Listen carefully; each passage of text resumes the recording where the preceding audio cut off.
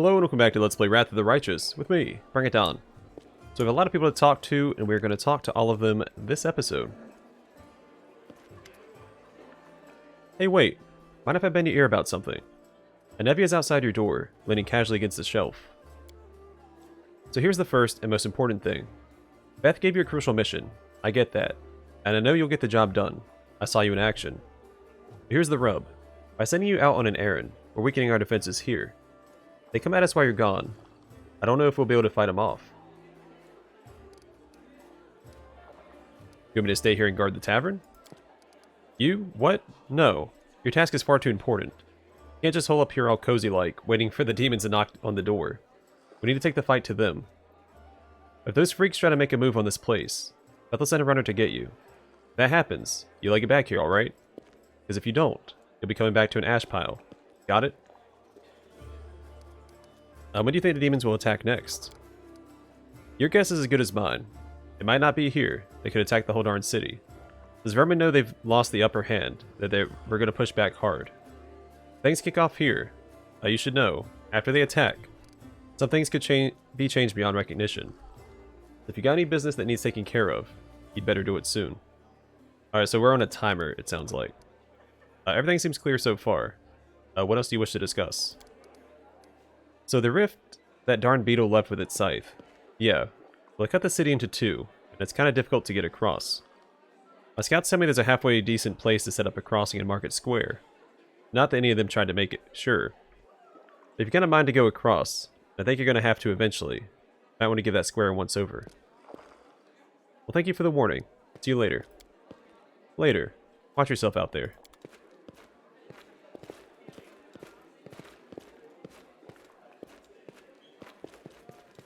She leaving?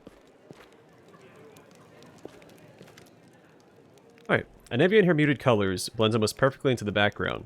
She appears relaxed, but her seemingly unfocused eyes are taking in everything around her, tracking and filtering potential threats.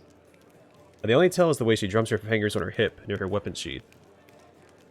She shows no sign of her injuries, and confidently leans on her previously broken leg. She pretends to have just noticed you, even though she watched you approach from afar. Oh, hey! See how they patched me up? Now I can run, jump, or dance a jig if I feel like it. Is that a last Boy Scout reference? Are there any suspicious places in the city that I should pay attention to? There were a couple spots I wanted to check out, but I didn't have time. There really is a den of cultists there. It would be good if you could swoop in there and bust some heads. You don't even need a search warrant. Nevia shoots you a crooked smile. Our first one is the Silken Thread. It's a funny little tailor shop that doesn't take any orders and never buys any fabric. But they always seem oh so busy. They're busy with something alright. But sewing ain't it. But sewing it ain't. There we go. A second one is the alchemy shop. Topaz Solutions. And they trade in everything. Not just healing potions. Judging by the ingredients they've been buying on the black market, there's something fishy about the alchemical rituals going down in that place. Tell me about yourself. The girl shrugs with a lazy smile. I'd be happy to, but there's kind of nothing to tell. What's so interesting about me? Where are you from? Nowhere. I was blown in by the wind and found in a cabbage patch. The girl stops short. Sorry, that's an old habit of mine. I don't like blabbing about my past. But you saved my skin, so I guess I kind of owe it to you not to clown around, right? I'm from Nadal, and I wouldn't wish my homeland on my worst enemy. You've heard of the place, I'm sure. Ruled by monsters that aren't alive nor dead. The official religion is the cult of Zon Kuthon. I grew up in a slum, like a weed between the cobblestones. I didn't have a dad, but I had lots of aunts and uncles, my mom's cronies. No prize for guessing the kind of business she was involved in. He gave me a set of lockpicks as soon as I could hold a spoon. While the other kids are picking their noses, I was picking pockets. When I was 12, the monks of the Silent Shroud came for us. Creepy guys with their mouths sewn shut. They're the guards in Nisrock. My mom gave me to her friends. We hid in a secret temple of Desna. I never saw my mom again. I lay low in the temple for the next few years. Kept my head down. I washed floors, fetched water, listened to sermons. Funny thing, after a while I started liking Desna's teachings. But as soon as I was old enough, I was out of there. I left Nadal and got as far away as I could. Quite a ragtag group you've got here, from nobles to street thieves. You got that right. Haha, only the best for you. What do you do if the knights and nobles fail to save the world? The lowlives are our only hope. How did you meet Irbeth? I was bumming around Timon a while back, doing this and that. Desmond temples sometimes gave me odd jobs. You know, sometimes they needed people with skills like mine. On the surface it was fine, I guess. After Nadal, the freedom of Brigadier Kingdoms should have seemed like heaven. My chance to sit back and enjoy life. But I wasn't happy. There just wasn't any joy in my new life. I was all alone. No one cared about me. I didn't care about anybody either. I struggled to find a reason to drag myself out of bed every morning. Tying a stone around my neck and jumping to the nearest river started to look pretty appealing. One day, I was hired to follow some fellows who the local authorities suspected were Razmiran spies. I was stupid. I made a rookie mistake, and they caught me. It's like my body had already decided to do what my mind had been fighting. It finally put me out of my misery. Get someone else to kill me, since I didn't have the guts to do it myself. They grabbed me. Thought they'd gut me on the spot, but instead they hogtied me and dragged me off. And just like an animal going to the slaughter, my only thought was, let's get this over with. They brought me back to their stinking cave, threw me on their altar, and I realized who it was. Kuthites, from Nadal. They tracked me down after all those years. I didn't care anymore. Wouldn't even have cared if they eat me or whatever. We all gotta go sometime, right? I was just lying there staring at those knives pointed at me, when fate rolled the dice and I hit the jackpot. Irbeth. There she was, storming into the cave. Picture it. I'm lying on an altar with all these knife-wielding maniacs around me, and suddenly Irbeth storms in. Thought it was Iomedae herself. Fierce in her shining armor with her gleaming sword raised, she made quick work of those scumbags. Chopped them up just like that. I didn't even have time to blink. She untied me, and then the girl's face lights up as she chuckles. She looked through the papers they had on the table and started swearing like a sailor. Too much for Iomedae. Haha. How did you and Irbeth end up in Canabras? After almost becoming a human sacrifice, I knew I never wanted to leave Irbeth's side. Desna knows I fell for her instantly, and I fell hard. My misery was gone when Irbeth showed me what was in those papers. Proof that the cultists had a nest in her home city. I offered to help without a second thought. Nevia smiles warmly. She must have figured I couldn't wait to get my revenge on the cultists. I didn't give a darn about them. It was her. I'd go anywhere with her, even a crusade or to the jaws of a dragon. I took to life in Canabras like a duck to water. I used to be an outcast wherever I went. Half of the crusaders are the same. After all, who'd volunteer to tangle with demons on the edge of the abyss? You gotta be either a goody two-shoes with too much honor and free time, or a misfit with no life in the normal world, with normal people. People come here to run away from their debts, their past, from themselves. I fit right in. Now, what is it like, living with Irbeth? It's like living. Without her, I wouldn't be. Seriously, if I were alone, I'd definitely be gone by now. Sure, sometimes we argue, can't deny that. Sometimes we bang our fists on the table and yell so loud that the walls shake. That's all about order business. But at home, well, I'll give you an example. I've kinda always wanted to move out of that broom closet we call a house, and into somewhere cozier. It ain't like they take a vow of poverty at the Eagle Watch. For every month, somehow most of our spare money is spent on Crusader business. Sure, I get mad about it, but Nevia makes a helpless gesture. It's part of why I love her so much. You know, Irbeth has that thing that matters most for a person. A purpose in life. She's always got a reason for whatever she's doing. Her whole life is a crusade. And I just drifted around, like a leaf on the wind, until Desna brought us together. Now she's the meaning of my life. It really makes no difference if we live in a mansion or under a bush. Thank you for your answers. Thanks for asking. Telling you all this kind of made me feel better. Now, what are your responsibilities in the Eagle Watch? Nevia smiles evasively. Nothing official. Not even a knight, you know. I just hang around. You sure you want to know the details? Catching traitors and spies and cultists is no walk in the park. It's a delicate job. You can't always do it all within the letter of the law. What if we surprise some suspicious blighter with an official search? Everyone will know about it before long, starting with their cronies. Then again, sneaking into people's houses at night ain't exactly legal. Crusaders can't be doing stuff like that, can they? Well, I'm not exactly a knight. The girl trails off. Alright, I have to go. Alright, you watch yourself now. Alright, let's go grab this.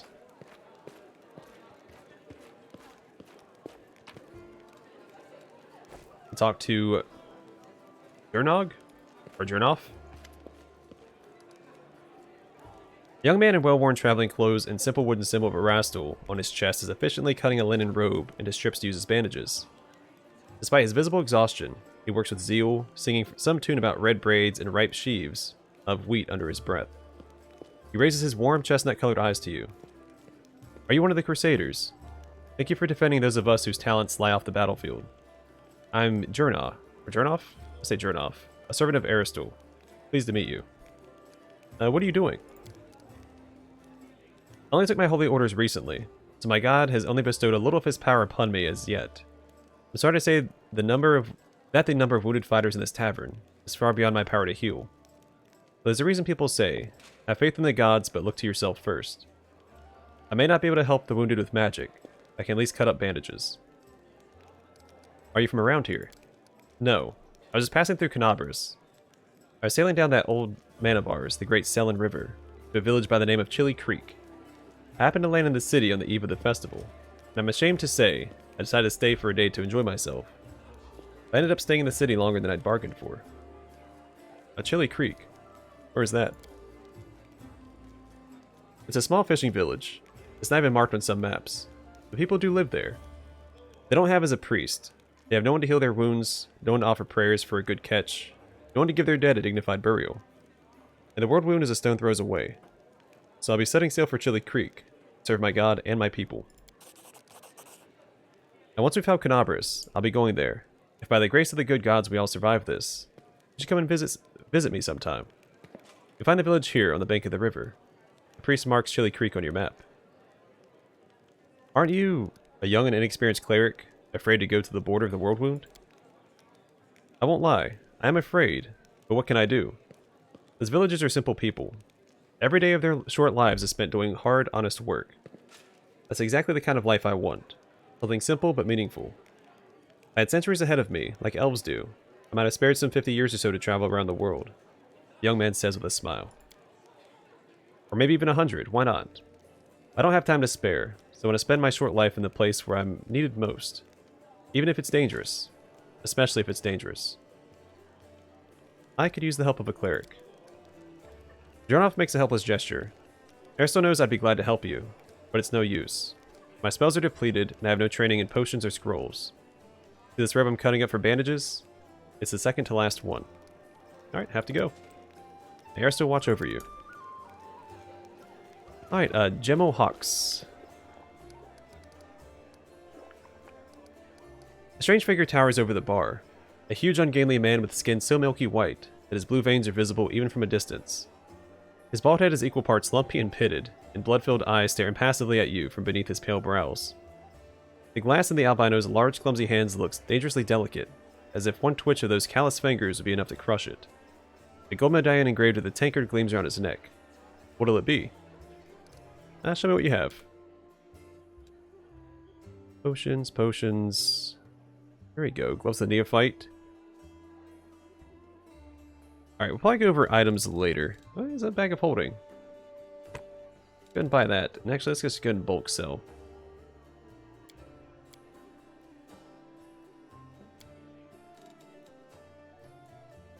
And we'll go over... We'll check out merchants' inventories at a later date. Actually, that should have identified all my stuff, right?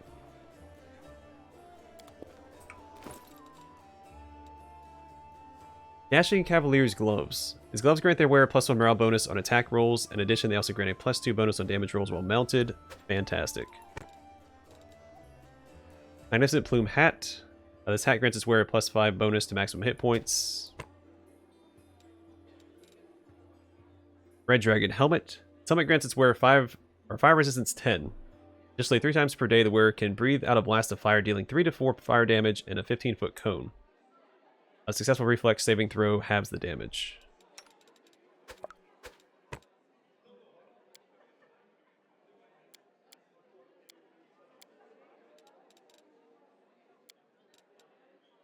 In the Hero Cloak, this cloak grants its wearer the ability to cast Heroism spell once per day as a 3rd level wizard. That's to her as well. Then Righteous Exorcist Bracers. These bracers grant their wearer a +1 morale bonus on damage rolls against the demons. And give that to her as well.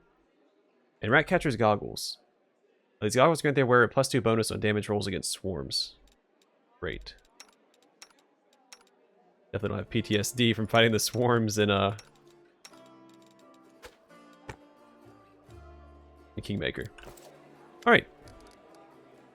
Each albino's blood-filled eyes are staring passively at you from behind the bar. What'll it be? Who are you? Albino slowly takes your measure with his red eyes, and finally with a gentle sigh says, Gemel Hawks, vampire. Vampire, is it? Then pour me a glass of whatever you serve our kind here. Gemel coolly brings out something from under the counter, a flask of cloudy liquid. Here, fresh elf maiden blood, only for our kind. Cool, so another one of the reactionary dialogues, since I'm a dampier. How did you end up in the Crusader city? How did anyone end up here? How did you? Or them? With a huge hand, the tavern keeper gestures at the ragtag group assembled in the room.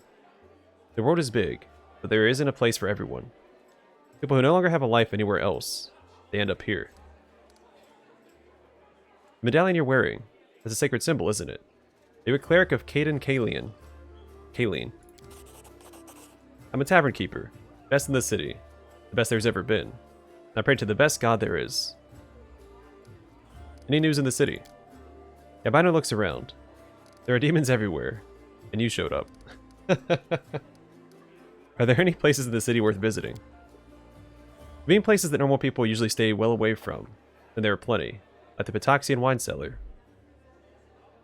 Gemma pauses for effect, but the name of the place alone should make you quiver in fear.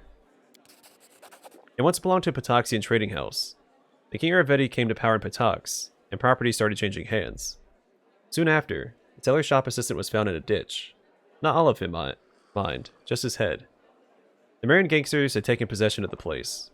They wanted to sell something stronger than wine on the street, and they ended up on the gallows. Oh, that's a callback to the, was it Black Lotus? The Arvetti was peddling in Patax and surrounding kingdoms. And then King Arvetti's number was up. Now the store stands empty and unclaimed. People say that a headless ghost wanders the place at night, moaning ghoulishly. Ooh. After coming to this end of this story, usually long by his standards, the tavern keeper takes a swig from his tankard. Just don't ask me how he makes any noise with no head. I wasn't there. I just tell it like I heard it. I'll go ahead. Okay, who's next? I guess Staunton Vane. The dwarf resembles an abandoned citadel, one whose high, crumbling walls are still holding fast, whose empty, lightless windows make it clear that all inside is dead. Oh, it's you. Good work back there in the Grey Garrison. Named Staunton Vane. You heard rumors about me. His face, which looks like he had never known anything as carefree as a smile, grimaces. Just so you know, everything people say about me, it's true. I need to talk to the elf who calls himself the Storyteller. You know where I can find him? The Storyteller. Staunton strokes his beard in thought. Strange old fellow, that one. He used to sit with me for hours, asking about all sorts of things. He never offered judgment or comfort. He just listened. At first, I wanted him and his questions as far away from me as possible. Later I realized that talking to him did ease my burden a little. I hope he's alive and well. He's completely blind and feeble too, so if he's alone in the city, well, you probably know what that means. I do know one place he might be. Look for him in the Black Wing. It's a library. Here. I'll show you where it is on the map. I don't know what use a library is to a blind elf, but he loved the place. He'd sit there day and night. Now, what do people say about you? They say I'm a traitor, as bad as Arilu Vorlesh. That I'm a disgrace even among the ranks of the condemned. That Queen Galfrey should never have spared me. That I belong on the gallows. Why do they hate you so much? You really don't know. Song gives you a long, morose look, then sighs. I'm the reason why the Crusade forces are holed up in a fortress on the edge of the World Wound, instead of bringing the fight to the demons. We used to have a foothold in the Wound, the mighty, unassailable city of Dresden. We used to have it until it fell, all because of my stupidity. I gave the enemy our main citadel. I was tried. They wanted to execute me, and rightly so, but the Queen intervened. She said that I should live and fight in order to undo what I had done. So that's how I live. Decade after decade, fighting in the condemned. The dwarf shrugs. As you can see, I have fixed nothing. I have earned no one's forgiveness. You're gonna spin my face too. It would surprise me.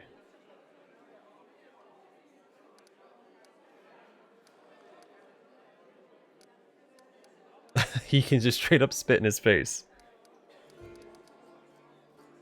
Yeah, you're given the chance to live, so live. Stop blaming others for what you've made of your life. You think you're the first to come to me with sermons. The dwarf shrugs indifferently. I keep forgetting to turn off the alignment in the dialogue. The whole city fell because of you. How is that possible? What do you mean, how? The night glares at you from beneath his furrowed brows. You don't trust the word of a condemned. Go ask somebody else. I'm a little brother Joran. If you still don't believe it, what's it to me? But if you're about to ask me to recount the story of my disgrace for the 1000th time, don't. You really don't have any friends. I couldn't have survived this long if I was completely alone. Joran, my little brother, he keeps me going. He's never abandoned me. Everyone else shies away from me like they might catch what I've got. Even fighters in the condemned console themselves by thinking, I got stripped of my rank, or at least I'm not Staunton. Commander Tierbade seems to be the only person in the whole army who remembers that I'm a soldier and not a drudge. He has no qualms about taking me into battle. She's had some mud flung at her in the past, or so I hear. That's why she tries to keep an open mind about people. No surprise that she's the only one to hold on to her sense of reason in this farce. So many years in the condemned. Clearly you've paid your penance by now. That's not up for me to decide. My life is in the Queen's hands. He falls silent for a moment. Then in a trembling voice he adds, the condemned isn't the worst part. All these years I have prayed to Torag for forgiveness. Countless times I've gone to his priests, countless times I've kneeled before his altar. Only the Father of Dwarven kind would answer my prayers just once. Not to restore what I've lost, but just to tell me that I am still one of his children. But it seems he doesn't give a darn about me. What can I expect from mere mortals if my own god doesn't think I deserve redemption? I have to go. Go on then. Maybe we'll see each other again. Alright, Horgus. Here, take this. Yes, it's 2,000 coins. Take your payment. Remember that Horgus Worm always keeps his word. Help me get back to the surface. I duly paid you for escorting me. Now speaking of our future cooperation. Horgus looks at you with unvarnished disapproval, his arms folded across his chest, foot tapping impatiently. I have a job that would be perfect for someone like you. Naturally, I'll pay generously for your services. What do you mean, a job for someone like me? For an adventurer ready to sell their soul for booze, then lie down drunk in the gutter. Or do you think you're different? Or do you think you're somehow different? A traveling knight, perhaps. Noble of heart, but without a coin to your name. Horgus sizes you up critically, then sighs and shrugs. You seem a reliable enough ally to me. You did get me out of those mongrel caves. So why should I care what you do with my money once you've got it? Horgus seems like one of those people who think the entire world owes them something. Your noble birth doesn't give you the right to behave badly. I'd ask that you refrain from such statements in the future. Horgus puts his hands on his hips. Oh really? How impudent. No one dares tell Horgus Gorm how to address the rabble. So what does this job involve? Shall be my bodyguard. You see, I have good reason to return to my mansion here in Canabris. I still have... well, it doesn't matter. It's none of your business.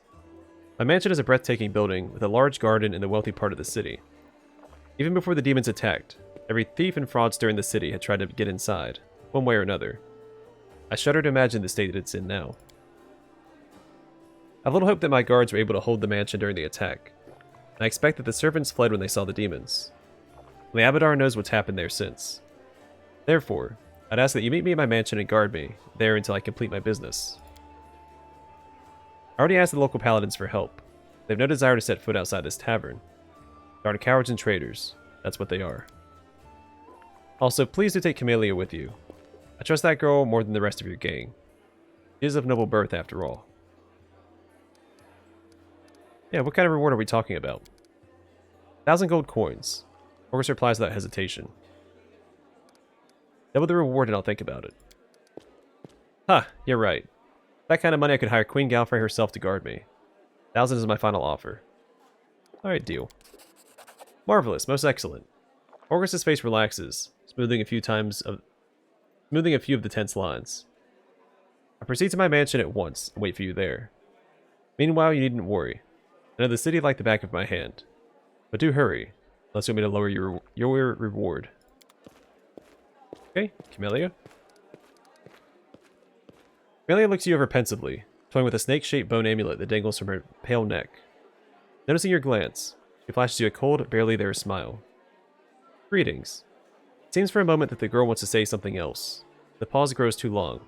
She slips back into cautious silence. Tell me about yourself. You want to know more about me than you already do? Why? Camellia arches a dainty brow. I talk to the spirits of this tormented land. They guide me in battle. I'll help you fight the demons. I swear that you can rely on me in this matter. Isn't that sufficient? Where do you learn to wield a rapier so well? I had good teachers, although they don't get all the credit. I'm a most diligent student. Camellia licks her parched lips. The amulet is quite unusual. Where did you get it? Ah, my little trinket. It's so nice of you to notice. But I assure you, this amulet is nothing but a bauble. May lady not be drawn to beautiful, useless things. Anyway, as much as I enjoy our delightful conversations, the spirits are calling me. I must respond. Please excuse me. Camellia turns away, watching you out of the corner of her eye. Greetings.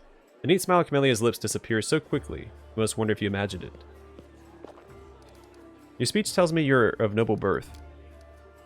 Camellia laughs her practiced musical laugh. She watches you from under lowered lashes. You're most insightful, a fine quality to have. Camelia's laughter ends, and unspoken words hang in the silence.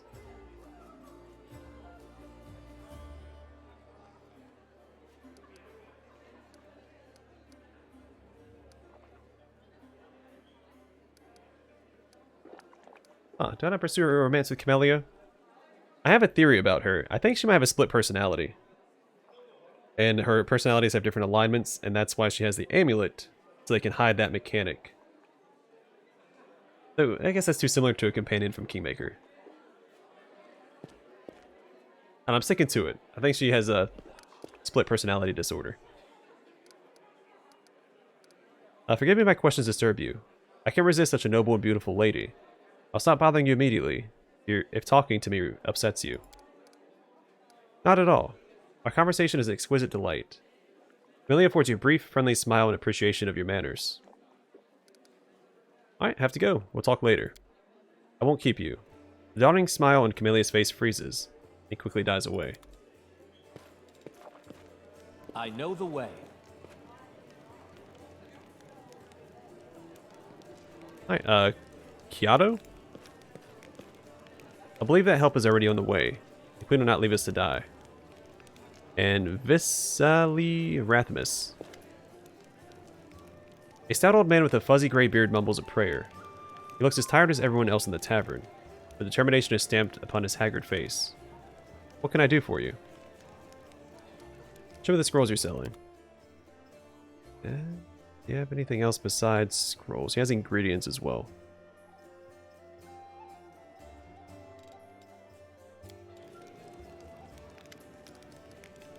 Are you alright? Abadar are willing. We'll hold out here until the army arrives. Who are you? Vesali Rathmus, rector of the local temple of Abadar. The temple is gone, though. If we snooze here for much longer, the city will be lost as well. Who is that boy with you? This one? Yato the Shepherd, my apprentice. He's a smart boy, and his faith is strong. He serves Aristil, though, but there's still something he can learn from an old servant of Abadar. He'll be a great cleric when he gets a little older. Now, what kind of help can I expect from you? First, I sell scrolls. I have a lot of them. Something for every emergency. Second, while you're here in the tavern, I can read one for you. Guaranteed, no surprises. But you better not go into the city without a cleric. I won't be going there myself. I'm too old. My powers are needed here. Alright, have to go. The Abadar aid you. So it seems like maybe not all the dialogue is unlocked for the companions yet. In Kingmaker, you could talk about like their entire history as soon as you meet them.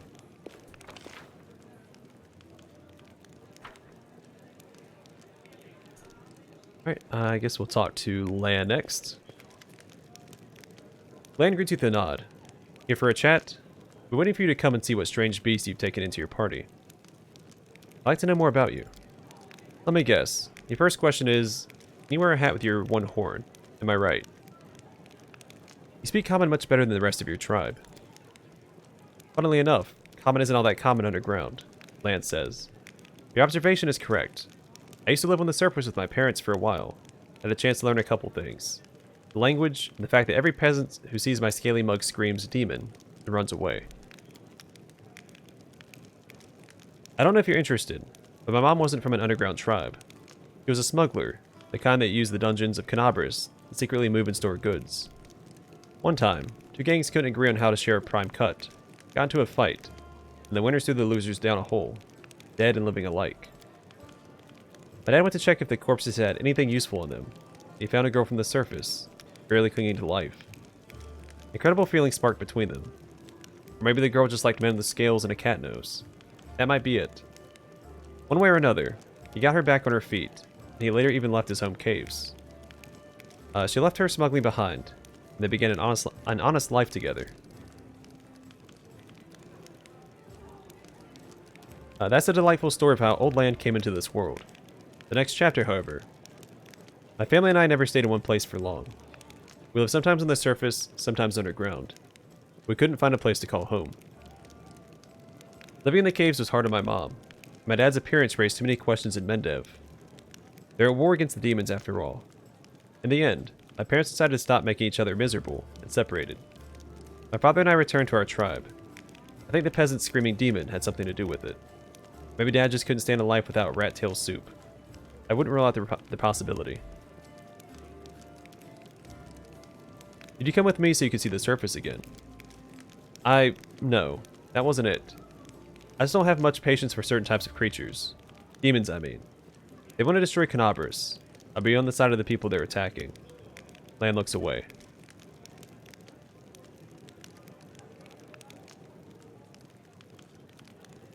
Lan, you're my companion. And companions should trust each other. I'm counting on you to give me honest answers, not excuses. Lan looks ashamed. I guess you're right. I shouldn't have been so evasive. Just that some things are hard to talk about. My family, for example.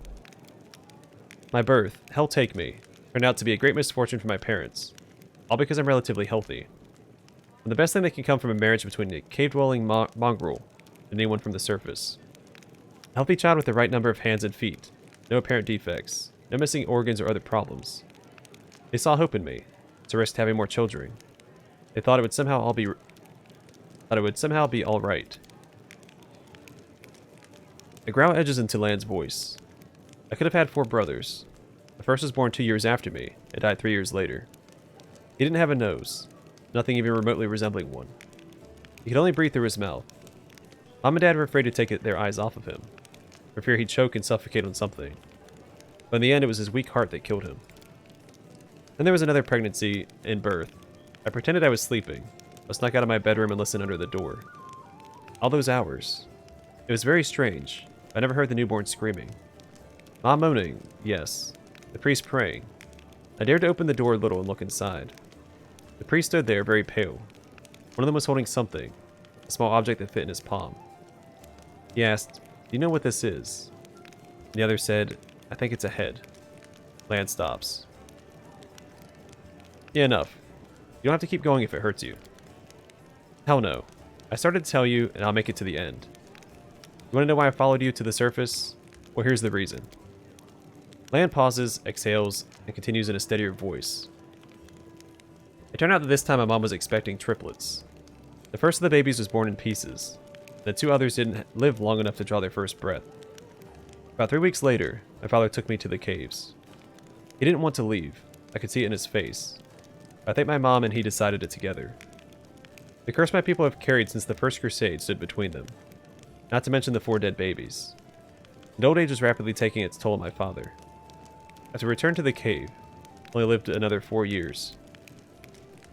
So if you're asking me why I decided to go up with you to the surface and join the Crusaders, well, the answer is, I've always wanted to. I was afraid to leave my tribe, but it always haunted me that I'd die in a world where 4 Crusades could do nothing to stop the beast from the abyss, The number of victims kept growing. I want to change that, or at least try to. And if changing things is too much to ask, then at least get a little revenge. Once you're behind the world wound owe me a great debt. The lives of 4 brothers, all my mother's tears, my father's broken heart. It's a lot. It's so much that killing a couple of demons won't do it for me. I want to do something real, and I'm ready to pay any price. Call it my personal crusade if you like. Land gives you a slanted grin. I used to think that things would be better if I'd never been born. Now I think I was born for this. To settle the score. Why didn't you go up and join the Crusaders before? I could just abandon my tribe. I'm their best hunter. They'll have it much harder without me. Now that the demons have nearly destroyed Canabras, the caves almost collapsed on our heads. Sitting and waiting it out just wasn't an option anymore. Anyway, I'm more useful up here than I am down there. Plus the chief let me go, which means my debt to the tribe has been paid. Would you like to find your mother? No. The word flies from Land's mouth faster than an arrow.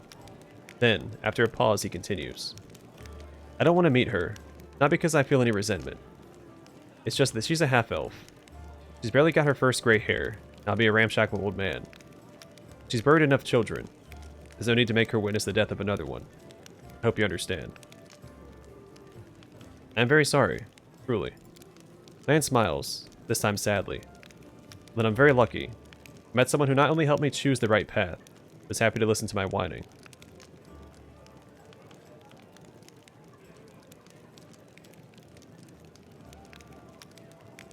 Now, your parents' love didn't survive hardship. That doesn't mean the same thing will happen to you. What if you find true love? Someone who won't leave you no matter what. Is this me trying to romance him? Break my beloved's heart when I die in her arms 5 years later. It's a fine thing to do to the person you love. Then again, there's a chance I'll inspire some tragic bard to write a tearful ballad. Thanks for sharing, Lan. Thanks for listening. Tell me your story again. I wish there was something worth hearing. Well, alright. My mom was a smuggler from the surface. My dad was one of the then chief scouts. After they met, they had to live on the move. A cave life was especially hard on my mom, and Dad was often mistaken for a demon spy when we lived above ground. After all, Mendev is under constant threat of invasions from the world wound. My parents' marriage fell apart in the end. It was the constant anxiety, the inability to find a home, mostly because of my brother's deaths. Nature itself was against their union. Or not nature, but rather the curse that my blood carries. And of all their children, I was the only one born relatively healthy. Triplets died at birth. My younger brother lived for only 3 years. That's regular life for us. Every new generation of mongrels has new mutations. Many of them are fatal or leave you crippled. Many parents in the tribe don't name their children until they're at least 3. That was actually standard practice in... was it ancient Rome or Greece? Where they wouldn't name a kid until 3 days after birth? Basically, an infant didn't have personhood until 3 days after birth. I think it was ancient Greece. Either way, my mom couldn't stand it in the end. Left my father and me. She went back to normal life on the surface. I spent most of my adult life in the tribe, but I've always wanted to leave and join the Crusaders. The life of a mongrel is short. I like to spend mine doing something meaningful. Play my part in fighting the world wound, or helping those who've suffered from its evil power. That's my story. Mongrels have short lifespans, but you don't look like you're getting old or dying. How old are you? Lan chuckles. I'm as old as I look. No surprises there. But, remember Sol? He's 10 years older than me. I remember him back when he was a fearless warrior, and day by day, watched him turn into an old man. Him and my father. It happens very quickly. First you miss a shot because you don't see a target as clearly as you used to. You think it's because your eyes are tired. You tell yourself it'll get better tomorrow. Then you notice you're having trouble breathing, that climbing is harder than before. Lan clenches and unclenches his human fist. Your fingers stop bending. You have to tie your sword to your hand. You can't even put on your greaves without help. When you're washing your face in a stream, sometimes you catch sight of a gray-haired, wrinkled old man you don't recognize. This goes on until one day, you come across a cave beast and you realize you can't outrun it. Lan takes a breath. My dad kept diaries marking all the signs. And I saw it too. The last year I had to help him get out of bed. Help him dress. Remind him to eat. Sometimes he forgot my name. I'll tell him that we should have stayed on the surface. He joked that dodging a goddess was behavior unworthy of a crusader. He meant Phrasma. Every morning, I wake up and check how I feel. Are there no signs yet? Even so, I know I don't have much time. I need to do something useful before I forget why I came here. I want to talk about Wundawag. Are you sure? Land size. Alright. Tell me about your connection to Wundawag. My connection to Wundawag? I mean, where do I start? Land turns the unexpressive reptile half of his face to you. We grew up together, trained together. She was the chief's daughter. She was groomed to be the best all her life, and then I came along. We were rivals. We dragged each other out of the tight spots too. I've always been drawn to grand heroic gestures, sometimes idiotic ones, whereas Wendu liked to roam unexplored passages, finding new caves and making maps. She wanted to be a great huntress, one who'd make it through the shield maze, but instead she... Land shakes his head. It'd be better if she died. The death of a friend is painful. Watching a friend become a shadow of their former self is unbearable. She doesn't think she's a shadow of her former self. Of course, she thinks she did everything right. Because the second she starts to doubt herself, she'll have to face the truth. To admit that she's just a cannibal that demons use as they wish. Lance's frown looks almost like a wince. She wants to get stronger and stronger, but for what? I never understand what drives her. Were you just friends, or were you more than that? Wow, you really don't pull punches, do you? Lan exhales loudly. There's a time when I asked myself the same question. Wundawag knew me better than anyone. He understood me better than anyone. She was the first girl I ever, you know. But we never loved each other. Maybe I could have grown to love her, but it always seemed like she never understood what love was. Maybe she just wasn't capable of those kinds of feelings. Well, thanks. I found out everything I wanted to know. If you ever want to reopen any more of my old wounds, you know where to find me. So, can you wear a hat with your one horn? Sure I can, but certain designs don't suit me too well. Lan speaks in a deadly serious voice. I found out everything I wanted to know. Thank you. Sure thing. Tell me about your people. Of course. What do you like to know? What's it like living in your caves? Oh, Lan gives you a broad smile. His smile is strange, as if it falters where his human features meet his animal ones. Imagine that in the entire world there's only a few hundred like you. There's not an inch of fertile ground anywhere. Nowhere to grow grain or bread, or cotton and linen for cloth. Your neighbors are beasts who want to eat you, or parasites who want to infect you with their larvae, and then eat you. It's not that bad, because you can try to eat most of the things that are trying to eat you. Sometimes at the risk of getting poisoned. Sometimes with almost no risk at all. In the worst years, there's not a single living thing anywhere to be found, predator or prey. That's when you eat mushroom soup. I say 3 times a day, but there's barely enough for once every 3 days. Lan shrugs. The life underground has its upsides. Pun intended. There's no risk of losing the roof over your head. Well, until there's an earthquake. There's no bad weather. Not counting the earthquakes, of course. Well, okay. Are you really the descendants of the first Crusaders? More like demon spawn, aren't we? Sad but true. Without the demons, there'd be no mongrels. It's the magic of the world wound that affected our ancestors, made their children the way we are. Like most in our tribe, Chief Soul fancies himself a descendant of the underground Crusaders, the ones our heroic ancestors left to guard the caves. I don't know if it's true or not. The angel came to our caves for a reason. Maybe he remembered us. Those were evil and dangerous times after the First Crusade. Hundreds of Crusaders began having children. The babies were born with fangs and horns, and warts that covered half their face. People didn't like the new look. The Inquisitors sure didn't. So our ancestors fled persecution, made a home for themselves down there under the ground. They probably intended to find a cure for their children, hoped to return in time, but it never happened. Instead, World Wound's terrible legacy is passed down from generation to generation. But why doesn't it affect current generations? Mongrel parents can only guess what their child will look like. Each of us is born with a new mutation. Many mutations are fatal. Lan stops, then goes on quietly. Down in the caves, we usually don't congratulate the family for the birth of a child, until they turn at least 3. Most don't even get a name before that. There's no point. It hasn't been that long since the First Crusade. Why do you know so little about your ancestors? Our lives are much shorter than most uplanders. Up here, only a few generations passed, and many still live to remember old Sarkoris as it stood untouched by the demons. Queen Galfrey, for example. But where we live, mongrels start getting old much earlier than humans, much faster, with more devastating consequences. You live past 40, fewer still live long enough to die of old age. Hunger, disease, and monsters from the deep are more effective killers than time. So for us, the story of the First Crusade is a legend that happened generations ago. There are no living witnesses. We have a tale of the wise and great ancestors who left us to stand guard in the catacombs. But in reality, I suspect they were desperate wretches who couldn't figure out how to dispel the demonic plague and who were abandoned by their own kind. You have a way to tell day and night. You can't see the sun in your caves. Every mongrel settlement has a big gong, which we treat like a relic. The gong keeper hits it twice a day, to mark the beginning and end. But this custom doesn't keep time very precisely. Every mongrel child has snuck up to the gong to strike it, at the wrong time at least once, just out of pure mischief. Nothing could keep me away from it, even the fact that I only have one ear, which means it would take double the punishment once I was caught. So sometimes the wrong strike gets mixed in with the right ones.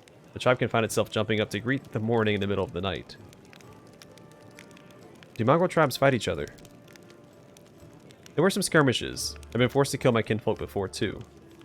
Land speaks in a steady voice. Fights most often break out over food.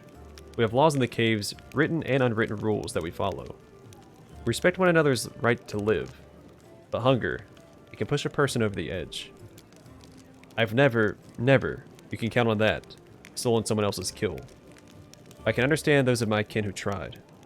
To hear your kids begging for food and not be able to feed them is terrifying. He frowns and goes silent. You're the only member of the Neathholm tribe to call your people mongrels. Why is that? Because all of Galarian calls us that? I don't see the point of all this hemming and hawing over what we're called. Anyone who finds it offensive or takes issue with it can lead the charge against the name. No one's stopping them. But personally, I'm not going to pick a fight over something as unimportant as a name. Well, thank you. I found out everything I wanted to know. It's nice to know my ramblings seem useful to somebody. What do you think of life on the surface? It must be very different from life underground. Of course, as far as living conditions, the surface is definitely a better place to be. It's easier to get good food and water, not to mention build a house and even grow a few things. In older, well-established settlements, you don't have to deal with anything scarier than rats, maybe foxes stealing chickens. As for the kind of lives you have, I heard a story about demon worshippers abducting a whole family and sacrificing them one by one while the others watched. But there were some brave Crusader knights nearby. They killed the villains and saved everyone. I heard another story. A young blacksmith lost his arm in a fire. He couldn't work to feed his wife and baby. They tried their best and lived from hand to mouth. They were still destitute. In the end, the desperate blacksmith robbed a traveler one night on the road. There were some brave Crusader knights nearby. They caught the robber and threw him in prison. Not long after, his wife smothered their baby and hanged herself. Jeez. Up here, the same person can proudly say he's protecting the innocent from demons, and look the other way, while the same innocent starves just because they were born into a poor family. Queen Galfrey prolongs her life with the Sun Orchid elixirs. They cost enough to feed an entire city. Back in our caves, everyone is equally poor. If one person starves, the whole tribe starves. We don't abandon our own in times of trouble. That's the power of a tribe. The laws of the surface are made so that some get everything, and others get nothing. I might just be a naive fool from the caves, but I don't understand how it's possible to have so much more and share so much less. Anyway, look who I'm talking to. You must know life on the surface much better than I do.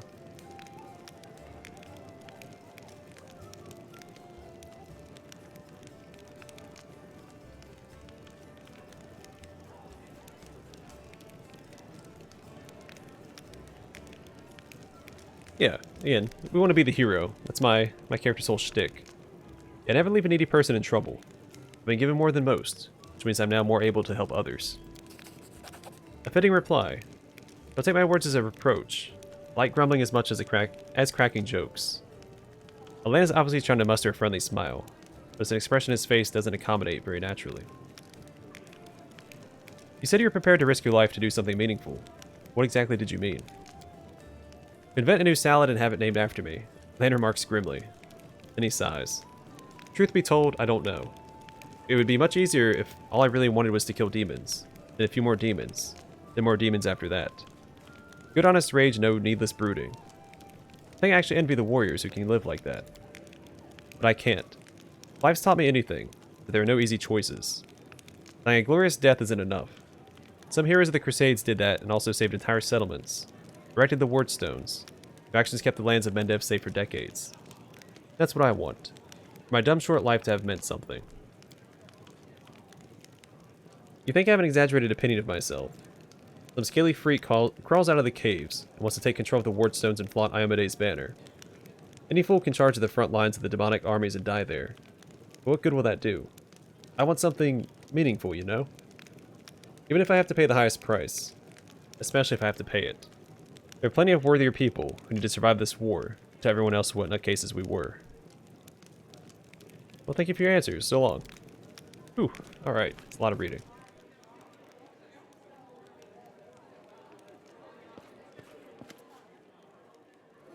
Oh, there. Hylor or Hylor? A tall athletic man greets you. His hair is prematurely gray and shorn close to his head in a military style. He is lean and well groomed, and a monocle twinkles coldly in his eye. And his portrait. The bold set of his jaw and his large but agile frame attest that there is a man who is always ready to be on the move. Greetings. I'm Hylor, venture captain of the Pathfinder Society. I'm the superior officer among Pathfinders in this region of Mendev. However, the Society is running almost no operations here right now. Besides me, there are almost no Pathfinders here. Actually, I'm only stuck here because of an old feud with a demon worshipper known as the Spinner of Nightmares. I had to work alone without the support of the Society. I've made a lot of acquaintances among the local mercenaries and daring fighters. If you need any good fighters for an honest cause, talk to me. My companions and I need good training. I'll get a great mentor from Absalom. For the first few times, he'll train your fighters free of charge. Cool, so I can respec. I was afraid I couldn't on core difficulty. It's good to see you. What can I do for you? Would you like to renew your forces with excellent fighters? I need brave and experienced fighters. Now you can rely on my lads. You have to pay them. 4,500 is their standard rate. That amount is unacceptable. I'm sorry. The Society has established universal rates to avoid competition between Pathfinders of different countries. Tell me about your confrontation with the Spinner of Nightmares. It all began with the task of the Pathfinder Society. I arrived in Nerosian with my team to investigate the sudden death of a famous crusader, Baron Fallen. We soon focused in on a small hospital for the wealthy, where Fallen was being treated shortly before his death. It turned out that a gang of Baphomet's cultists, calling themselves the Labyrinth of Mind, had gotten a foothold at the hospital. They were obsessed with twisting the minds of their victims, and targeted fragile people too weak to resist. The hospital was filled with perfect victims, isolated for weeks from the outside world, completely helpless. And when they returned, they were different. Almost normal. The moment they heard a certain phrase, something dark awoke in their mind, and they transformed into servants of Baphomet, ready to lie, betray, and even kill. The Labyrinth of Mind was preparing to infiltrate all the elite circles in Mendev, but Baron Fallen stopped them. He was too loyal to his oath, and too resistant to their spells. He fought for his freedom until the strain broke his heart. We opened and cleaned the city of Baphomet's Pit of Vipers. Their den was a cradle of sin and filth. They cast spells on each other, and their loathsome fantasies stepped real from their minds into the world. They dreamt of horrible and forbidden things, and they fought like mad. We burned the place to the ground, and slaughtered everyone we could. But the leaders of the cult were able to flee, and they were set upon revenge. They abducted my daughter Lori, who served under my command in the Pathfinder Society, and left me a note full of tart insults, mockery, and sneers. In that note I learned the name of my enemy, the Spinner of Nightmares. A few months later, I confirmed that she was the leader of the Labyrinth of Mind. My hunt had begun. I'd get Lori back at any cost. Hylor grants his teeth with bulldog determination. I want to know more about you. What exactly are you interested in? I'm a common Pathfinder. There are many others like me.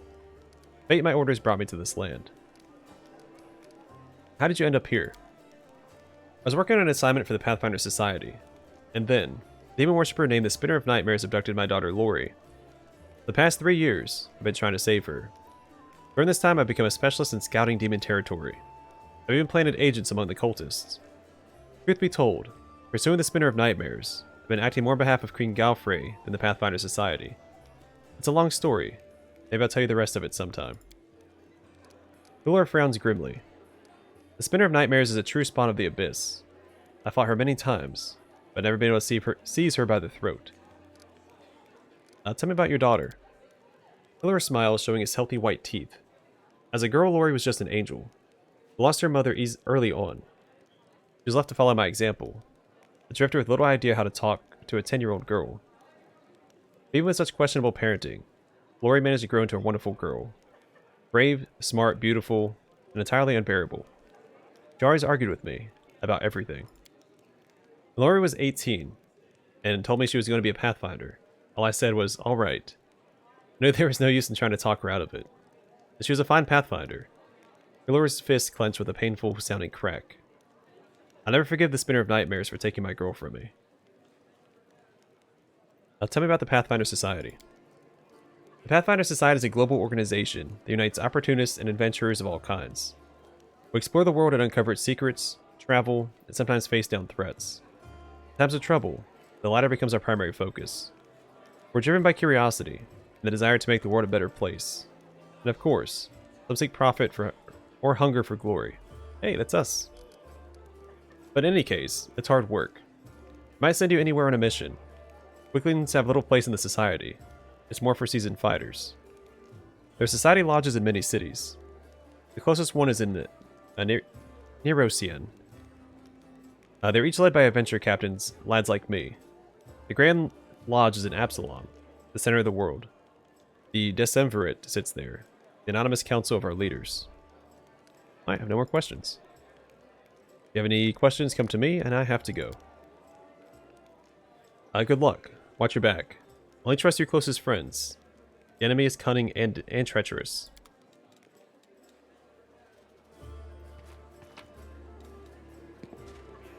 Hiller and the Spinner of Nightmares.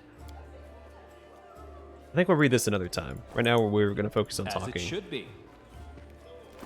Talking to folks.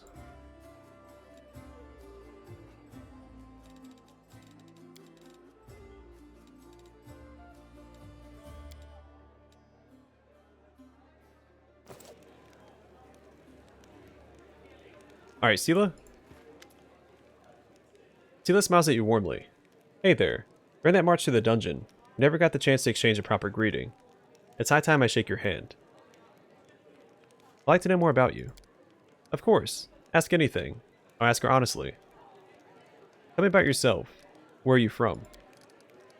I'm a little bit from Geb, a little bit from Katapesh, but mostly from the Knights of Iamade. I was accepted and began my training at 14. I belong to their ranks more than I belong to any other place. You've come to Mendev by a long road, haven't you? A very long one. Sela looks at you cheerfully. A traveler is expected to have amusing stories. Unfortunately, I only have 3 tales of any interest, and I'd like to save them for our next feast. Otherwise I won't have anything to show myself when it's time to start bragging. That just won't do. Especially since I'll win the night with my cautionary tale of a battle with a chupacabras. You can't tempt me with a story about fighting chupacabras and not following through. What are chupacabras, by the way? Incredibly repulsive magical beasts, fast and dangerous. They can... well, it looks like someone's fooled me into starting the tale. I guess now I'll have to tell the whole story. Picture a small town in Kadira, and down in the dungeon there's 2 murderers waiting to be executed. The gallows are already built for them. The rope's been brought. But sometimes life takes a surprising turn. Suddenly, the Paladin of Iamade appears in the doorway and offers the murderers a deal. They go with her to fight some monsters they live. If they survive, that is. There's a big difference between imminent death and probable death, and with a glimmer of hope, wouldn't you say? So here we are traveling through the desert, me and my friend, a priestess of Serenre, along with the little rat folk fellow who'd asked for our help, and the 2 cutthroats. We get to the Ratfolk village and saw their bodies lying around, all drained dry. We figured we'd have to fight vampires. That's how the little Ratfolk described the monsters who attacked their village. That's why I went in all brazen-like. The sun was high, the vampires couldn't attack till dusk. But we never got a chance to look around. Black shadows, quick as the wind, attacked us from all sides. Not vampires, but chupacabras. One of the lads we pulled from the gallows got killed right away. The second one ran for his life. It left me, the Ratfolk, and Kyra. That was the name of the priestess. And we all steeled ourselves for the fight of our lives. And just when we thought the end had come, with the chupacabras surrounding me like a pack of dogs around a bear, and our Ratfolk friend wounded and down, and the teeth of the quickest of those blasted monsters was clenched on Kyra's shoulder. Right then, when all hope was lost, the lad from the gallows suddenly comes running back. He kills the beast attacking Kyra. I'm sure you know what a turning point in a fight looks like. Well, this was it. A moment before we were lost, and a moment later, we had it back under control. The chupacabras dropped dead, one by one. Little Ratfolk is reunited with his family, who are hiding in the basement. The priestess and I closed the eyes of that boy from the gallows who saved us. It's a shame he didn't survive the fight. May the gods keep his soul in its journey through the afterlife. That's a good story. He could have died in disgrace in the gallows, but instead he died a hero. I'd fancy that stunt earned him some points at his final judgment. It's smart to remember our journey doesn't end in death. Had it not been for that mercy, Milos, that was his name, would be hanging from a noose, and me, Kyra, and all the Ratfolk would be dead in that village. Someone told me that a kind deed done by an unkind person is 100 times more precious. By the same token, an evil done by a noble soul is 100 times more horrifying. That's what I really wanted to say. The chupacabras were just a good starting point. Now, what made you become a Paladin of Iomedae? Hila's gaze sharpens momentarily, then she sighs. That's a serious question and a good one. You should ask it of your companions. But it's a long story. To start with, 12 years ago I was nothing like the person I am now. I roamed the streets of Sulku with the other homeless orphans. I stole, I fought, I was a hired sword for a bit. Not the proper origin for a paladin, is it? Now back then, Sulku was a city of orphans, widows, and widowers. Gnolls decimated the city regularly. My parents were among their victims. People there heard about new deaths before they finished mourning their previous losses. One day a group of knights of Iomedae brought a glimmer of hope to the city, while others saw them as saviors and protectors. I was busy pricing up their noble horses and their gleaming mithril armor, wondering just how much one of their pretty swords would fetch. Haha. A thief lives one day at a time. That's what they say. I was the type that never thought past the next job. Anyhow, I was able to sneak into the knight's camp and steal one of their mithril helms. Hila pauses, her voice sad and measured. I was right there when a gnoll attacked the helm's owner. Asami? Asami? Asami. That was her name. And dealt a blow to her unprotected head. And unlike all those others, she'd fearlessly driven from the gates of Sulku. That one blow was fatal. Who really was to blame for her death? The gnoll attacker or the young thief named Sela?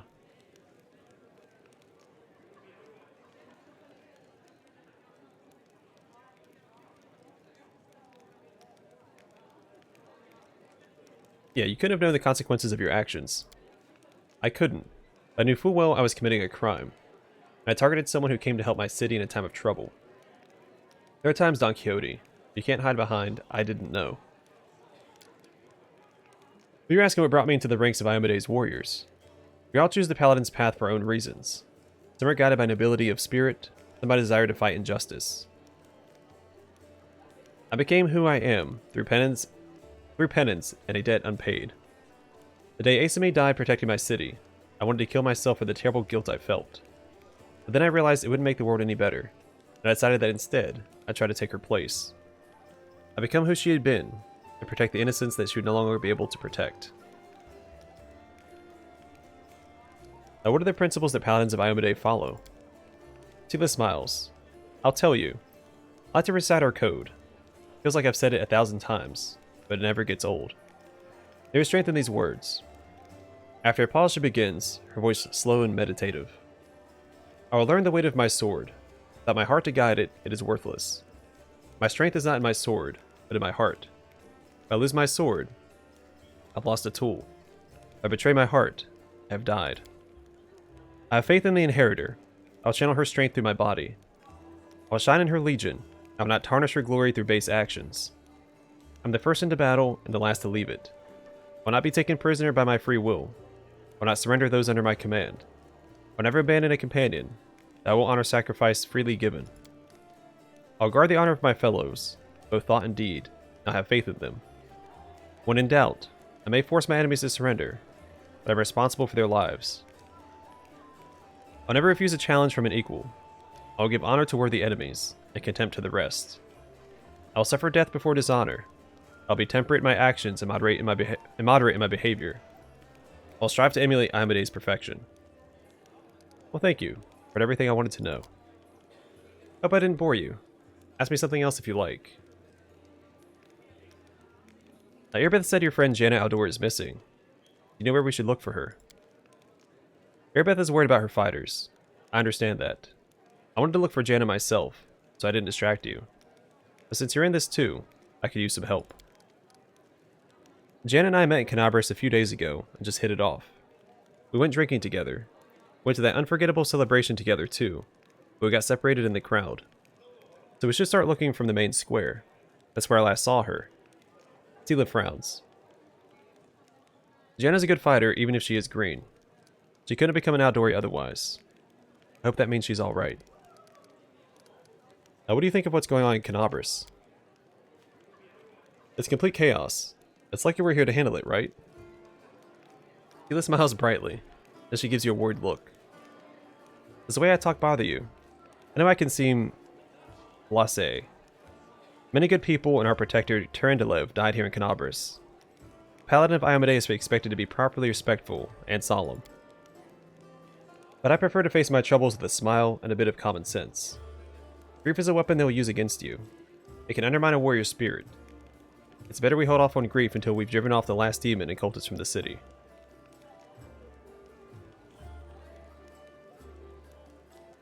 Yeah, I'm not bothered by how you talk. What matters is how you fight. Now you're talking sense. Well, you can trust in my sword. Is fighting demons all you want? Or are you looking for something more? How about covering myself in glory, becoming the hero of 100 ballads? Or at least a dozen, if they're lively ones. Tila's eyes shine cheerfully.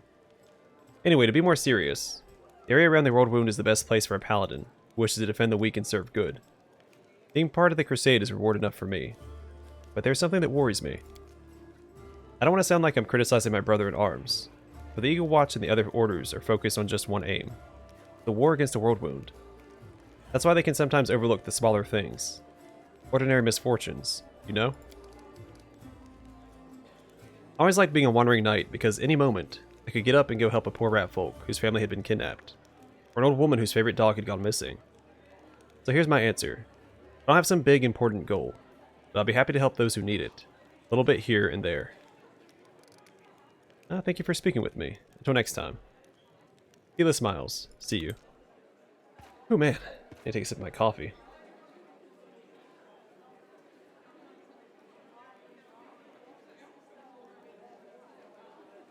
Alright, let's talk to Erebeth. Erebeth rubs her red and tired eyes. Any success? How is the city? What is our main objective? Hear what that demon said. They're going to desecrate the Wardstone and blow up the whole barrier around the World Wound. That'd be an even worse disaster than the World Wound's expansion before the Second Crusade. In Canabris, every city with a Wardstone will be destroyed, including the capital. We can't allow that, no matter what. We will retake it, even destroy it if we must. Iomede's gift must not become a weapon of the Abyss. These Wardstones, what are they? They're our greatest treasure, the shield given to us by Iomade herself, and placed in Canabris and other Mendevian cities and fortresses by her herald. The chain of Wardstones forms a protective barrier. It stops the expansion of the World Wound. It keeps the demons from moving beyond its borders. I shudder to think what will happen if that barrier falls.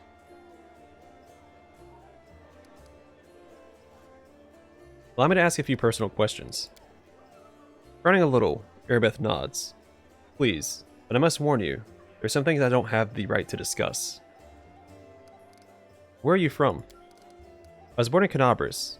I grew up on a farm just outside it. My way back home lay at the end of a long and winding road. It took me years of traveling through foreign lands before I came to be where I've always belonged. How did you become a paladin? A bitter smile appears on the half-orc's face. I don't much like to remember it. Believe it or not, the story of how I became a paladin is also the story of how I failed to become a knight. My parents were crusaders, made their souls stand together in Iomede's celestial army. When I was born, they retired from the war and started preparing me to continue their legacy. My father was an orc. He pressed to find a calmer, wiser, and more pious servant of the goddess than he. But still, all his life he was dogged by sideways looks and whispers. When I grew older, and it was time for me to serve, I decided anywhere but Canabras. That was where my father had served loyally, and his only reward had been injustice. Besides, the witch hunters, led by the honorable prelate Helrune, stalked the city with a heavy hand. Who knows what they'd have done to a strange girl with green skin? Instead, I went to... A smirk that looks more like a painful grimace crosses her face. You can laugh all you want, but I was young and foolish. I chose Last Wall of all places. You can imagine how well I was accepted in a country that's been battling the orcs of Patoxian since its foundation. There are many there like me, who are all treated as second-class citizens. To the locals, my green skin is worse than leper scabs. Even my brothers in faith kept their distance. I took my vows, and the goddess granted me the powers of a paladin. But even then, not a single order would accept me into their ranks. I spent another 6 months knocking on doors before I realized the simple truth. I serve Iomede, not these people. I don't have to prostrate myself before them. So I left, as a paladin, but not a knight. Things are bound to be tough for you too. Most common folk fear death, and hate the undead even more than they do orcs. I'm sure you're no stranger to sideways looks and whispers behind your back. Hey, more reaction. How did you come to join a knightly order? I left Last Wall and went traveling. The goddess guided me. My path led me to where atrocities were happening. I often fought in exchange for gold, but never for unworthy aims, of course. I wandered the river kingdoms for a few years, killing monsters and tracking down criminals. Sometimes I thought I was just wasting time, that my true place was in Canabras. But I pushed those thoughts away. I didn't even want to think about going back. But in the end, divine providence had brought me to my senses. It happened in Timon. I was tracking a gang of bandits, my employer suspected was a cover for Razmiran spies. I managed to find their lair, but inside I found something far more dangerous than spies. An unholy temple to Zon Kuthan. When I broke in there, the cultists were about to sacrifice someone. The person who was destined to become my wife, Anevia. But that's another story. After I cut down the cultists, I examined their papers and couldn't believe my eyes. A network of evil cults had spread through all of Avestan, including Mendev. Worse, the documents clearly showed that their allies, the Templars of the Ivory Labyrinth, had infested my native Canabras, or even among the ranks of the Paladins. After that, delaying my homecoming would be a tantamount to desertion. Luckily, I was no longer alone. Nevia was as eager to destroy the cultists as I was. Nevia and I hurried to Canabras. We couldn't trust anyone. The papers indicated that the cultists had infiltrated everything. Luckily, I had some experience in investigation. My beloved, the half-orc smiles warmly. She knew her way around working locks, tailing people, and trading information with the city's bottom feeders. Soon we defeated, alas, not the whole Hydra, but a few of its heads. You know who turned out to be the leader of the cultists? The commander of the Eagle Watch. Can you imagine? While Prelate Helrune was chasing witches through the city, the enemy had infiltrated the very order responsible for internal security. The scandal reached the ears of the Queen. At first she planned to disband the order in disgrace, but then she offered its command to me, and put its salvation in my hands. Of course, there was one small catch. I wasn't a knight, but I was made commander just the same, skipping the usual progression through the ranks.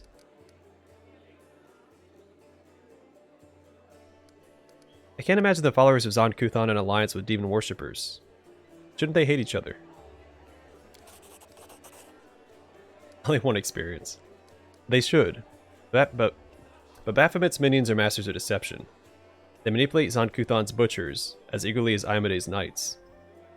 The cultists in that unholy temple didn't know the true face of their associates in Canabras. We ourselves learned the truth much later, after getting to the bottom of their nest. How did the people of Canabras feel about your background? They tolerated it surprisingly well. I should have been so wary. Crusaders don't tend to be prejudiced as a rule. After all, heroes from all over the world, even from other continents, come here to fight the demons. Apparently the people were only suspicious of full-blooded orcs. There were already many like me here, and we don't have any problems. But the locals do have their superstitions. Mendeb is as merciless as Lastwall. They just have a different set of victims. I kept seeing those same sideways looks and scowls, hearing the familiar whispers. Where once they used to whisper behind my back and point at me, now they whisper in my ear and point at someone else. It's so strange to be on the other side of humiliation. Wipe the spit from your face, and suddenly be invited to change position and spit at someone else. You must have figured out by now I'm talking about tieflings. It's true there are many of them among the cultists, and a few among our crusaders, and our fighters do all they can to drive away those who would be our allies. People shun them, call them Arilu spawns, or worse, as if they choose to be born like that. I believe it's quite a feat to rise against the call of one's blood and join the forces of good. Still, most only see them as the enemy.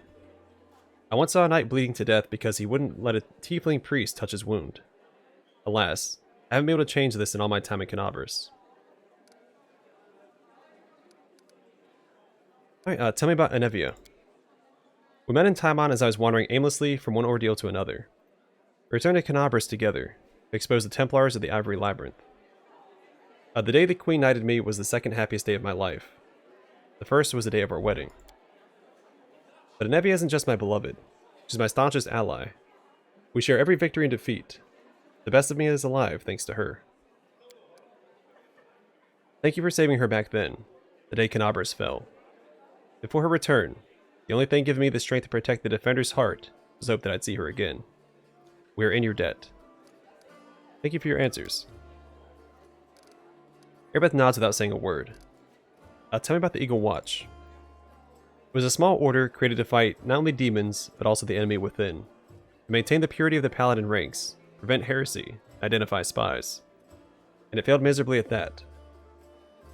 The Templars of the Ivory Labyrinth infiltrated it, and formed their nest within its ranks. After the Queen entrusted me with leading the order, Anevia and I practically built it from scratch. We got rid of dead weight, people who weren't committed. We organized ways to transmit messages and order safely. We introduced reliable ciphers. We found tacit allies around the city, from Crusader orders to street beggars. This was my personal crusade. Purged the city of the Templars who had infested it. And I thought I was winning. I could feel it. We were so close to driving the cultists out of Canabras. But Airbeth frowns. It's hard to admit, but the successes didn't count for much once the demons entered the city.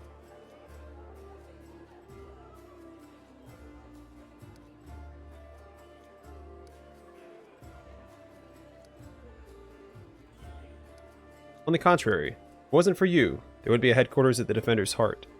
The cultists would have served up the city on a platter to the demons. The lines on Airbeth's forehead soften.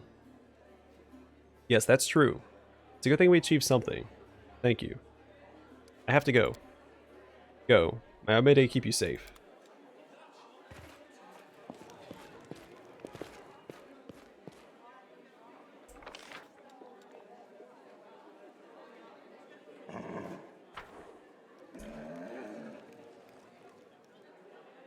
Oh, I didn't even see this room over here. Oh man, I almost gave out in that last little bit talking to Airbeth. Horn Autumn Haze. A tall, fragile-looking elf sits in front of you, eyes closed. He is as pale as a ghost, his arms wrapped in bloodstained bandage. In a bloodstained bandage. You spot other bandages on his body under his clothes. But even in such a miserable state, he manages to keep calm. Raising his eyes to meet yours, he says faintly, I am Foreign Autumn Haze, at your service. His pale lips are reddened by blood, but you see no signs of pain or fear in his grey eyes. Do you need help? After giving you a cold, intense look, he shakes his head. Do not trouble yourself on my behalf. A local healer tended to me. Besides, I come from a resilient, hardy people. My body will endure both the wounds and the poison delivered through them. I'm Don Quixote. You can trust me. I might be able to help you. After a brief pause, Forn says, it'd be impolite to refuse such a direct and friendly offer. Who is your quarry here in Mendev?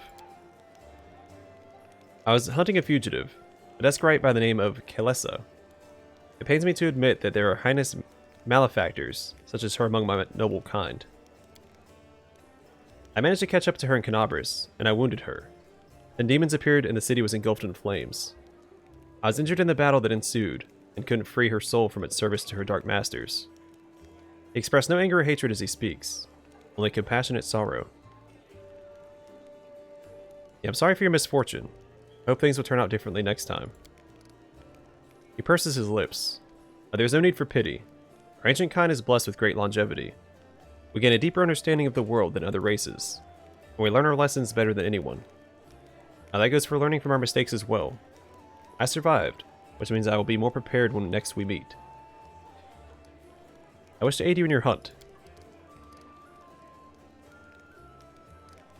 Horn covers his eyes warily. I thank you. This is my mission, and I'm used to facing all manner of terrors on my own. I do appreciate your willingness to help. If you happen to meet Kelessa, take caution. She has turned many innocent souls to the path of evil, and darkness has rewarded her with many gifts.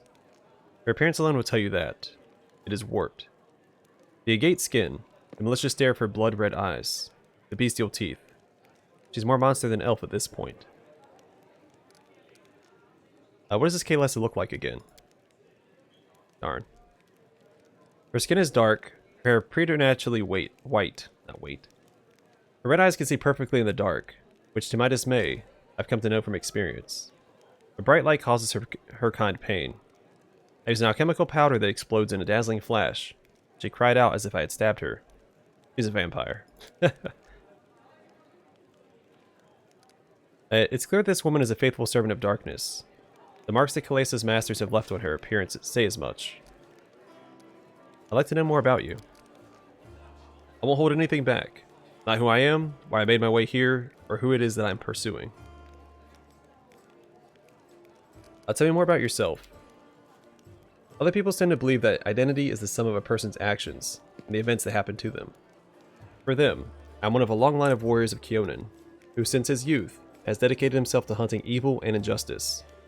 For them, I'm a successful and capable huntsman who has tracked down and slain a great many monsters. But I am an elf, and for me, my identity has a different meaning. It is shaped by the place where I was born, and that I love so deeply. I'm shaped by what I find beautiful, what makes my heart quicken, by the fears that come to me in the dead of night, by the things I find so intolerable that at the sight of them my very core darkens and fills with poison. Thus, to tell you who I am, I would require many days and much candor, which is more than you and I have at our disposal. Why did you choose to be a hunter of evil? Because I am the son of a noble and proud nation. We are sometimes criticized for our arrogance, but no one dares doubt our honor. When a crime is committed, we cannot turn a blind eye. If we were to abandon our obligation to oppose evil, if we were to surrender this obligation to other races, we would also relinquish our preeminence.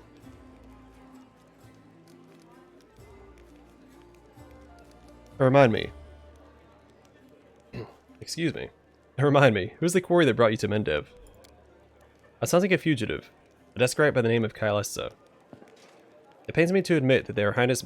Oh, we've already read that. I refresh my memory about Kelessa. Yeah, that miscreant, unfortunately, is of the elven race. In the blessed shade of Kionin, she swore herself to the faith of Discari and set out on her criminal path in his name. Darkness rewarded her with great powers and repulsive disfigurement, so she could no longer hide her sins. Kelessa fled here to be closer to her master, and I followed her. I have no more questions. As you wish, I have to go. Good fortune to you.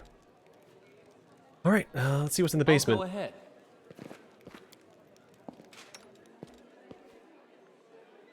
No, please, take your time.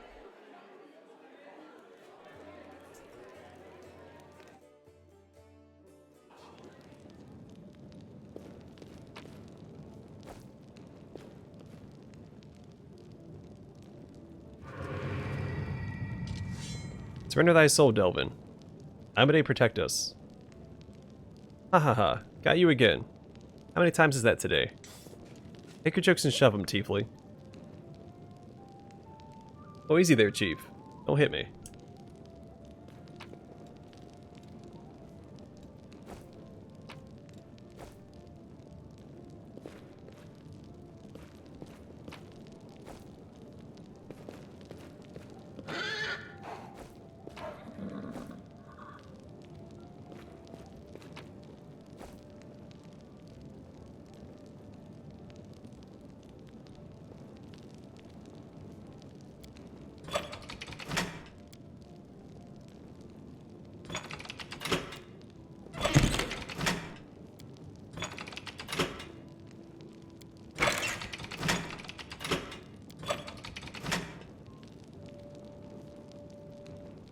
Alright, so there's a puzzle here. We'll deal with that in a little bit. Oh, where does this take us?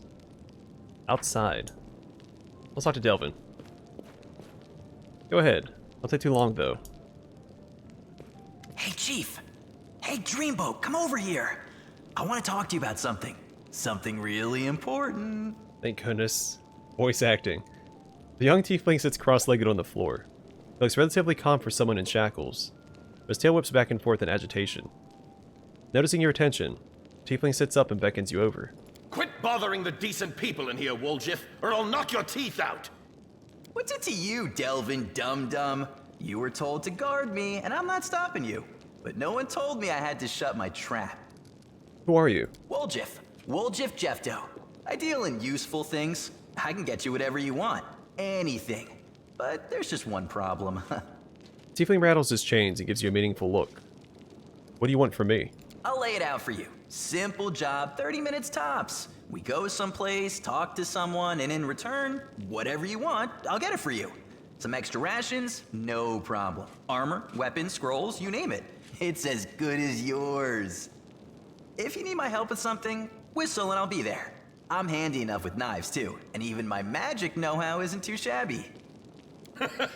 What a load of guff! If you were good at magic, you wouldn't be stuck in here now, would you? Don't you listen to him, Chief. He'd find fault with the Queen herself. I'll be useful to have in battle, and I'll sell whatever you want at a reasonable price. It's your lucky day. You won't meet another gem like me in Canabras. Why are you in chains? Does it really matter? Don't get hung up on the past, Chief. Don't look to the future. Live in the here and now. He was caught thieving. Your shadow. What was that? Get me out of here and I'll tell you. And don't worry, it's not contagious. Tiefling grins and laughs. He's supposed to be like a ripoff of Peter Pan. He's good with knives or daggers, and he has I guess a living shadow, maybe? I can't help you while you're chained up here.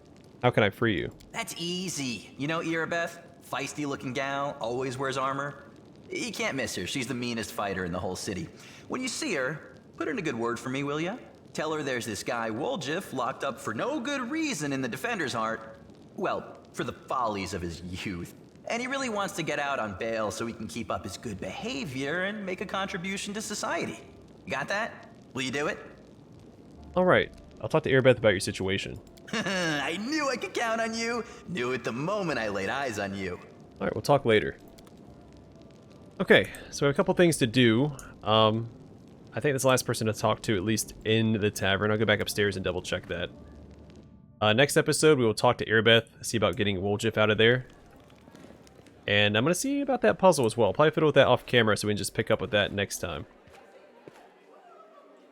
Let me do a once more around here.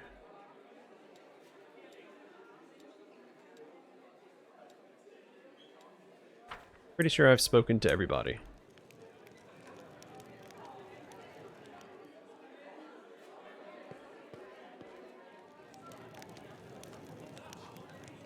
Oh, pink eye.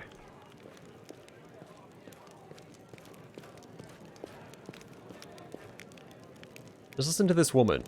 Isn't it amazing how much nonsense can fit into such a small package? Alright, I'm going to call it here. Next episode, we will figure out that puzzle and I guess release Woljif and keep on trekking. There might be people to talk to outside as well, but we'll deal with that later. Anyway, thanks for watching. Hope to see you guys in the next one.